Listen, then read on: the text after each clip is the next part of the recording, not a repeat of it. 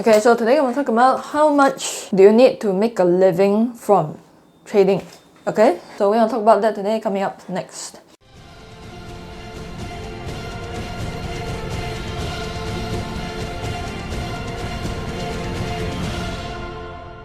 How much do you need to make a living from trading depends on many different things, but it all comes down to two things. Okay, just two things. And the first factor is, of course, what are your monthly expenses? How much is your mortgage per month? How much is your rent per month? Your food, travel, expenses, everything, okay? And the second factor is how much percentage ROI can you generate per month? Now, if you watched my previous video on how you can trade full-time with just one trade per week, how you can reach a $3,000 income with just one trade per week, you already know that you don't need 100%, 200% return per month to be able to eventually trade full-time.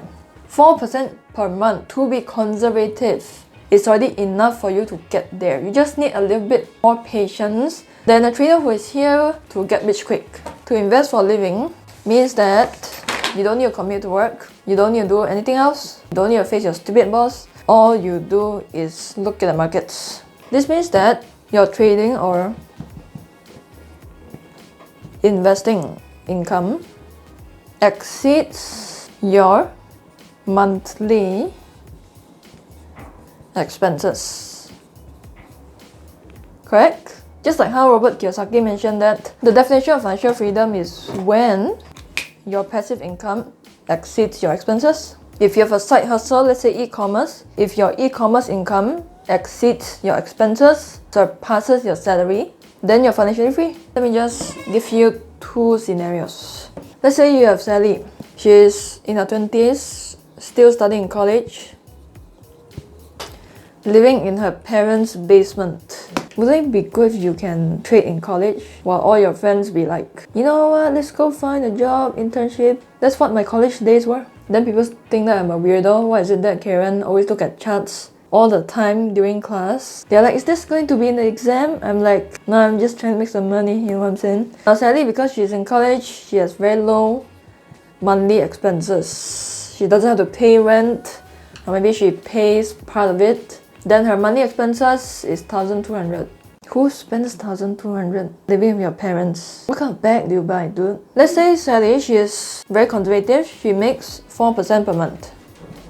If you watch my previous video, you can achieve that just by doing one trade per week. Because she's really busy, she's studying full-time, she doesn't have time to monitor the markets, and hence she's able to only make one trade per week. And of course, assuming that she make 3 winning trades, make 1 losing trade, risk to reward 1:1, her risk per trade 2%.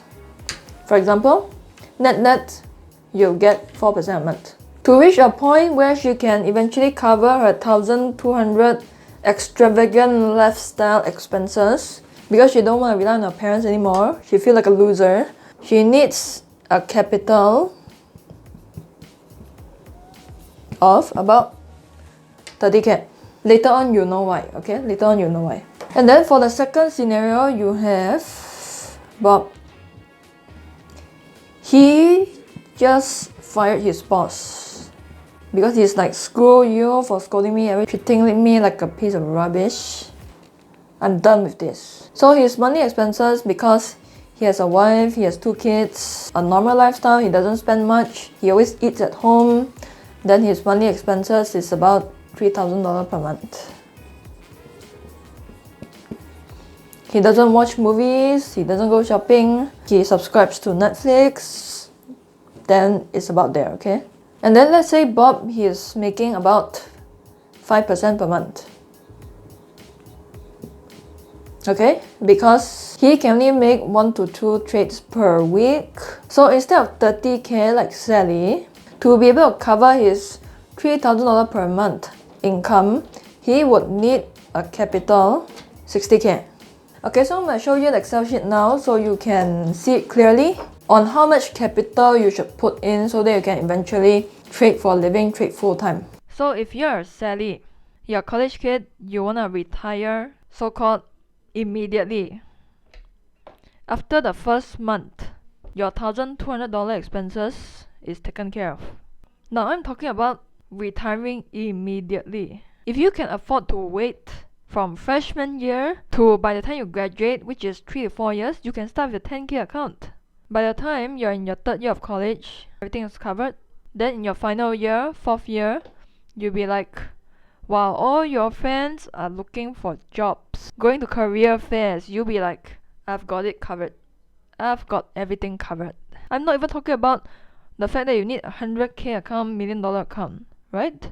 Now if you say you don't have 10K, you only have 5K, then okay, then you just need to wait a little bit longer. Go your 5K account to a 10K account. By the time 2nd year comes, July, you already have a 5-figure account.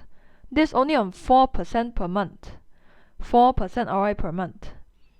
If you don't believe me, your $5,000 balance on 4% per month. Okay, 5,200. You see? This is where most people give up. They be like, what? Only $200 per month? Until December in my first year, only $296 per month. Per year profits only $2,697. I can earn more by working in McDonald's. Then most people quit in the first year. If you've watched my previous videos, you already know that this 2 years is the painful phase. The painful phase. Where most people quit. Where they see slow progress. Where people start to doubt them. Where they start to doubt themselves. Where they try to generate 200% per month because they want to rush it. Because this freaking number is too small. I worked so hard for 2 years. I only earn, what's this, 474 per month. I should be earning millions in my 2nd year. I've worked so hard for it. Okay, back to if you have to start with 5K account. In your 2nd year, July, you already have a 5-figure account. So 1.5 year plus 2.5 years, which is about 4 years. Meaning you can start with a 5K account in your freshman year.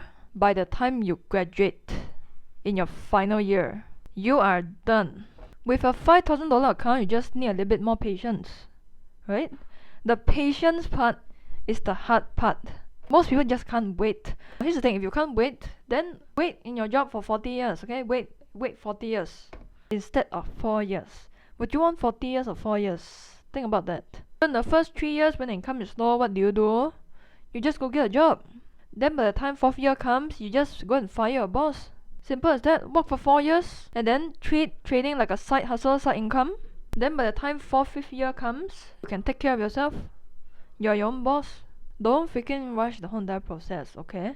Whereas if you're the breadwinner of your family, you have a family to take care of like Bob, you need a 60K account if you want to so-called retire immediately. Now this is 60K on 5% a month. Okay, let's say 60K on 5% a month. Okay, your first month of income, $3,000.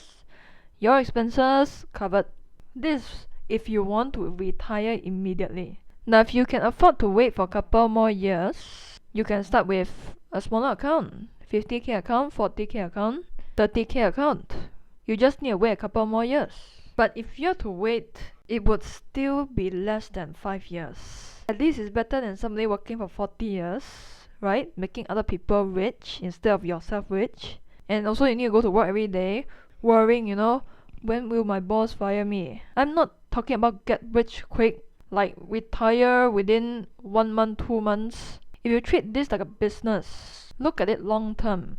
Eventually you're gonna get there. Now a lot of people when they start a business, to break even, just break even, not to make a profit, to break even, you need to wait until your 3rd to 4th year. To break even.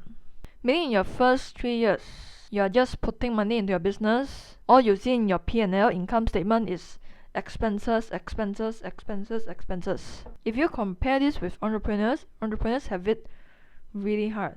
So why don't people do this? People just quit because they treat this like a get rich quick scheme. They don't treat this like a business. If you don't want to wait 4 to 5 years, okay, go ahead. Do what everybody does. Put all your money into a fixed deposit that earn you 0.04% per annum. Work 40 years. Contribute money into your CPF. Maybe you can retire at 65 or 70 years old or 60 if you're lucky. If you're not so lucky, 75, just do that, okay? Just do that. If you feel that this is very risky, how about your job? Is your job not risky at all? Okay, so all in all, it still comes down to the expenses that you have per month. Okay, so if that, let me know down in the comment section below. What are you working on right now so that you can eventually reach a point where you can make a living from trading? Okay?